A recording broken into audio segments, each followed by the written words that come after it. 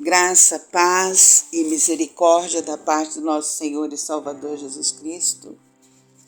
Na jornada da leitura de um capítulo por dia da Bíblia Sagrada, nesse projeto Leia a Bíblia Comigo, Ezequiel no capítulo 45, Estamos lendo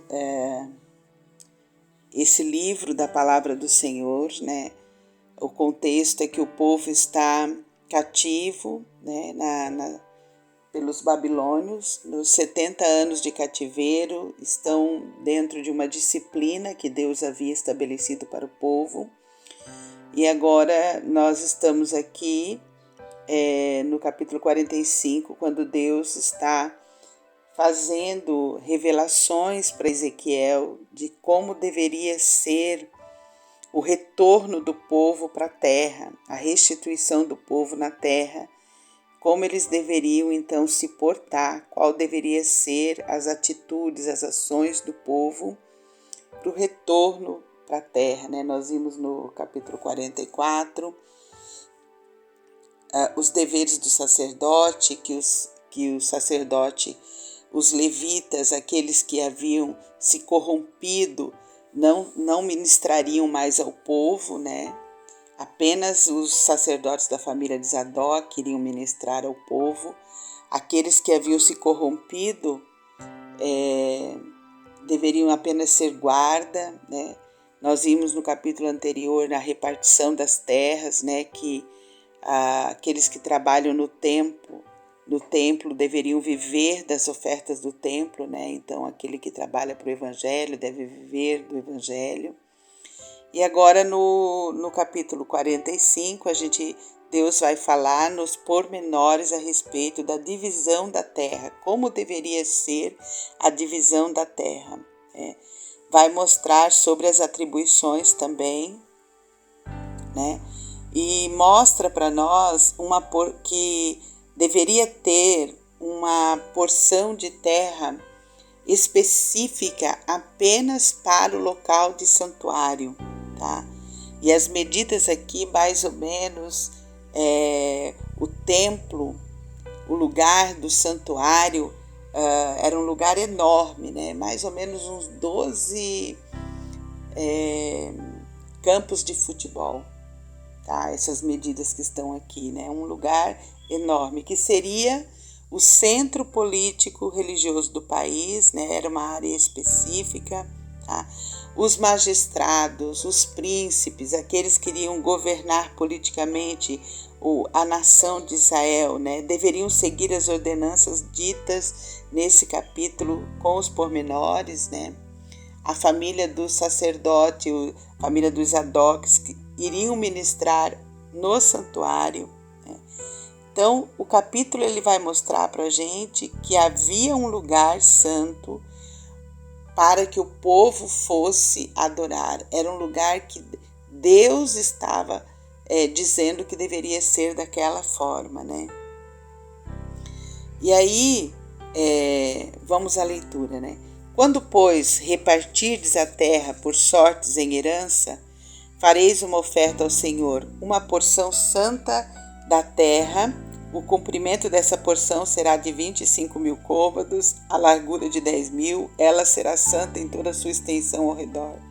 Será o santuário de 500 côvados, com mais 500 em quadrado, e terá em redor uma área aberta de 50 côvados. Desta porção santa medirás 25.000 côvados de comprimento e 10.000 de largura. Ali estará o santuário, o lugar santíssimo. Este será o lugar santo da terra. Ele será para os sacerdotes, ministros do santuário, que dele se aproximam para servir ao Senhor, e lhe servirá de lugar para casas, e como lugar santo pertencerá ao santuário. Os levitas, ministros da casa, terão 25.000 côvados de comprimento e 10.000 de largura para a possessão sua, para 20 câmaras. Para a possessão da cidade, de largura darei 5.000 côvados e 25.000 de comprimento defronte da porção santa, o que será para toda a casa de Israel. O príncipe, porém, terá a sua parte, deste e do outro lado da santa porção e da possessão da cidade. diante da santa porção e diante da possessão da cidade, ao lado ocidental e oriental, e o comprimento corresponderá a uma das porções desde o limite ocidental até o limite oriental. A terra, então, ela ia ficar ali, né, em volta, toda essa terra, provavelmente a cidade deveria ser Jerusalém, né, e teria então ali o Mar Morto, o Rio Jordão, todos esses limites aí estariam aí ao redor, né? Esta terra será a sua possessão em Israel.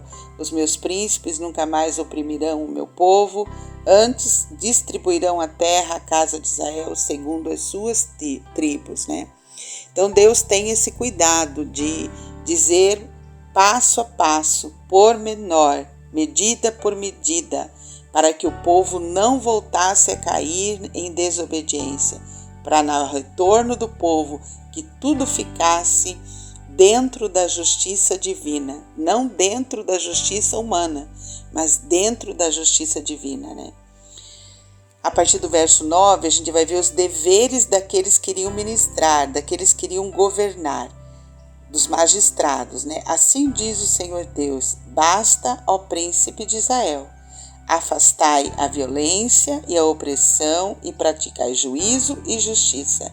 Tirai as vossas desapropriações do meu povo, diz o Senhor Deus. Deus estava aqui repartindo a terra em partes justas para cada pessoa, cada israelita, né? E ele está dando a exortação, ele está fazendo aqui a exortação. Deus exorta para que eles fossem justos, para que agissem com justiça, com honestidade, com integridade. Tereis, verso 10, tereis balanças justas, efa justa, bato justo, né? Que era a forma, a medida de medir, né? Hoje nós medimos por centímetros, metros, né? Lá é a mesma coisa, tá? É o centímetro, o metro que era usado ali na Babilônia, né? Verso 11, o efa e o bato serão da mesma capacidade, de maneira que o bato contenha a 10ª parte do homer e o efa a 10ª parte do homer. Segundo o homer será a sua medida. É a mesma medida nossa, tá? Só que com nomes diferentes. O ciclo será de 20 geras, 20 ciclos, mais 25 ciclos, mais 15 ciclos serão iguais a uma mina para vós, né? Então ele está determinando como que vai ser essa medida, tá? Medidas exatas, medidas justas, medidas íntegras. Esta será a oferta que é vez de fazer de trigo, a 6ª parte de uma efa de cada homer, e também de cevada, a 6ª parte de um efa de cada homer. A porção determinada de azeite será a 10ª parte de um bato de cada coro, tá? Um coro como homer tem 10 batos, né? Que são 35 litros. De cada rebanho de 200 cabeças, um cordeiro tirado dos pastos ricos de Israel. Tudo para oferta de manjares. Lembra, oferta de manjares eram as primícias que iam para quem servia no templo, que ia para o templo. E para o holocausto e para sacrifício pacífico, para que faça expiação pelo povo, diz o Senhor Deus. Todo o povo da terra fará contribuição para esta oferta ao príncipe em Israel. Estarão a cargo do príncipe os holocaustos, as ofertas de manjares, as libações, nas festas da lua nova, nos sábados, em todas as festas fixas da casa de Israel. Ele mesmo proverá a oferta pelo pecado e a oferta de manjares, e o holocausto e os sacrifícios pacíficos para fazer expiação pela casa de Israel.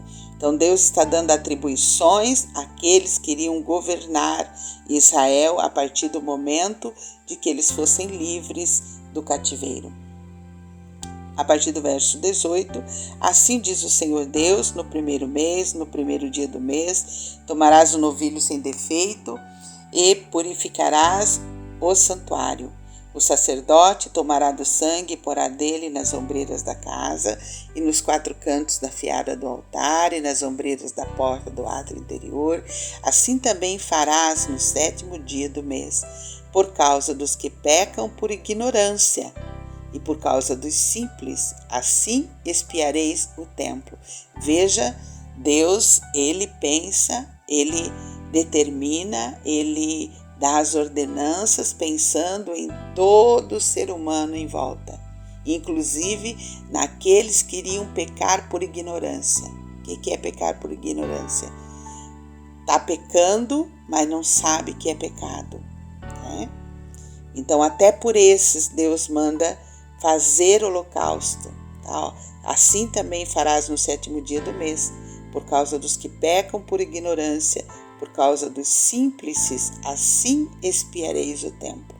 No 1º mês, no dia 14 do mês, tereis a Páscoa, festa de 7 dias, pão asmo se comerá. O príncipe no mesmo dia por si e por todo o povo da terra proverá um novilho para oferta pelo pecado. Nos 7 dias da festa preparará ele um holocausto ao Senhor, 7 novilhos e 7 carneiros sem defeito cada dia durante os 7 dias, e um bode cada dia como oferta pelo pecado. Também preparará uma oferta de manjares para cada novilho, uma efa para cada carneiro, um rim de azeite para cada efa. No dia 15 do 7º mês e durante os 7 dias da festa fará o mesmo, a mesma oferta do pecado, o mesmo holocausto, a mesma oferta, a mesma porção de azeite. Nós vemos aqui Ezequiel, ele estava ansioso para que voltasse a ter as festas do povo, que era a festa de adoração, né? A festa da Páscoa, que era estabelecida, né? Foi estabelecida por Deus no êxodo do Egito, né?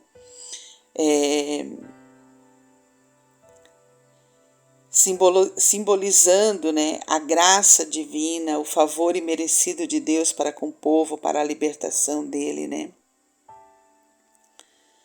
E interessante, né, que Jesus é a nossa Páscoa hoje, Ele é o nosso sacrifício perfeito, né? Ele é o nosso sacrifício perfeito, né? A gente precisa sempre lembrar disso. E uma coisa que me vem muito forte ao coração, vendo essas medidas, vendo esse cuidado que Deus estava tendo para que o povo fizesse as coisas da maneira que Deus queria que fosse feito, né? Então veja bem, Deus queria que o povo tivesse um lugar na agenda deles, no dia deles, um lugar específico na agenda diária deles para adorar a Deus, né? Deveria haver um lugar santíssimo, um lugar santo, deveria haver um dia santo, um momento apropriado, as festas com 7 dias, deveria haver no lugar, para o povo aquele momento de adoração. E na nossa vida diária também nós precisamos ter esse momento, né? E a gente faz isso como hoje, nos dias de hoje, quando nós vamos para o culto, quando nós estamos ali naquele momento de adoração junto com os nossos irmãos, adorando a Deus, cantando, louvando, aprendendo da palavra do Senhor, ali o nosso, né, tendo a palavra de Deus sendo ministrada aos nossos corações e nós podendo então aprender do Senhor. Então nós também temos esse lugar de adoração, nós precisamos ter esse lugar de exortação, né? Esse lugar onde a gente vai poder sempre rever os princípios da palavra do Senhor, né? E outra coisa interessante do texto é a exortação de Deus. Deus preza pela honestidade, pela integridade, pela fidelidade, né? Então ele fala sobre as medidas justas, né? Tudo que o povo fosse fazer para o Senhor, levar para o templo, deveriam ser medidas justas, né? Deveria ser medidas apropriadas, né? Então, O trecho da palavra de Deus hoje sugere para nós que nós devemos ter honestidade em tudo aquilo que vamos fazer. Devemos ser justos, devemos ser íntegros e devemos ser fiéis. E aí eu me lembro também que tudo isso nós devemos fazer sendo alegres na presença do Senhor. 1 Tessalonicenses, capítulo 5, verso 18, em tudo dai graças e estejais alegres com todas as coisas. Então, tudo nós devemos ter a alegria do Senhor, sempre. Vamos orar. Querido e bondoso Deus, nós te louvamos, Pai. Obrigada pela tua palavra, obrigada, Deus, pela tua exortação, obrigada pela tua instrução para o dia de hoje. Nos ajuda, Senhor Deus, a sermos essas pessoas que o Senhor requer de nós, pessoas íntegras, honestas, justas, fiéis em tudo aquilo que formos fazer, que as nossas medidas sejam com integridade, Pai. Nos ajuda a sermos fiéis à Tua palavra no dia de hoje. Nos mostra, Pai querido, a Tua boa mão sobre nós em tudo aquilo que vamos fazer. Obrigada, Senhor, porque até aqui o Senhor tem nos ajudado. Obrigada por tudo aquilo que vivemos até aqui e obrigada, Pai, por aquilo que ainda vamos viver, porque temos a certeza de que Tu és conosco. Pai querido, Pai santo, quero orar a Ti por essa pessoa, Pai, que me ouve, que me acompanha. Paizinho querido, eu não sei das suas dificuldades, mas eu tenho certeza que Tu conheces cada um de nós, no nosso íntimo. Tu conheces cada um de nós, Pai, de maneira plena, de maneira completa. Então, Paizinho querido, eu intercedo a Ti por esta pessoa que me ouve, Pai. Se ela estiver passando por problemas, Deus querido, de enfermidade, que o Senhor venha com a Tua boa mão curar, porque Tu és o nosso Deus, o Jeová Rafá, o Deus que nos cura, Pai. Se essa pessoa está passando por conflitos, angústias, depressão, tristeza, amargura, Paizinho querido, sopra sobre ela o Teu Santo Espírito e promove, Pai, no dia de hoje, refrigério para esse coração. Promove refrigério, Deus, em nome de Jesus. Promove alívio para toda dor, alívio, Pai querido, para toda angústia, Pai. Que haja paz nesse coração, Pai. Que haja paz, que haja alegria do Senhor, Pai. Ministra a alegria do Senhor sobre a vida dela, Paizinho querido. Pai de amor, Deus de misericórdia, aqueles que me ouvem, Pai, que estão com problemas financeiros, Pai. Ó Deus de poder, ajusta, Senhor Deus, a vida financeira dessa pessoa que me ouve, Pai. Abençoa ela, ajuda ela a administrar, ser boa mordoma daquilo que o Senhor tem dado, Pai. Ó Deus de poder, guarda e livra e protege, Senhor Deus, da avareza, Pai. Tira do coração, Pai, toda avareza, todo o amor às coisas, Pai querido, e faz brotar no coração o amor às pessoas, Pai. Nos ajuda, Deus, a cumprir a Tua palavra no dia de hoje, Pai. Eu oro a Ti, Pai, pelos meus filhos, genros e nora. Eu Te peço, Deus, que o Senhor esteja com a vida deles, Pai. Que eles sejam honestos, íntegros, fiéis ao Senhor no dia de hoje. Acompanha, Pai querido, meus netos à escola, Pai, a tudo aquilo que eles forem fazer, aprender, que o Senhor possa estar ali com o Teu Santo Espírito direcionando, Pai. Obrigada, Deus, pelos levitas da nossa família, pela vida do Vitor Hugo, Pai, a sua instrumentalidade no violão, a instrumentalidade do Arthur ali na bateria, Deus, do Pedro, Senhor Deus, ali no teclado. Pai querido, que os Teus filhos, Pai, possam receber de Ti porção dobrada, de unção redobrada, Pai, para cumprir o propósito que Tu tens na vida deles, Pai. Toma, Senhor Deus, cada um, Pai, cada um, para que eles possam crescer com graça e com conhecimento da Tua palavra. Ó Deus, aviva a memória do Daniel, da Alessandra e da Liliane, Senhor, a tua palavra, que eles tenham força e coragem para estudá-la, para cumpri-la, para obedecer, que eles possam ser, Deus, discípulos íntegros do Senhor, discípulos honestos do Senhor, e que eles possam, Senhor Deus, ter a marca de Cristo nos seus corações em tudo que eles forem fazer. Meus genros, Enéas e Daniel Pereira, minha nora Janine, que eles possam, Senhor Deus, marcar a geração deles, Pai. Abençoa, Deus, aqueles que me ouvem, os amigos de longe e de perto. Que o Senhor esteja guardando e protegendo, dando, Senhor Deus, a tua graça.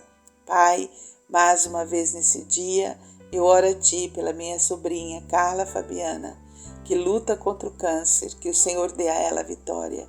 A minha sobrinha Melissa, que o Senhor cure totalmente aquela paralisia da face e que o Senhor esteja com ela, abençoando ela nesses últimos dias de gravidez, ó Pai, para a chegada da Sara, esteja preparando o coração da mãe Melissa, do pai Ivan, que eles possam, Deus, ter a alegria do Senhor para este momento.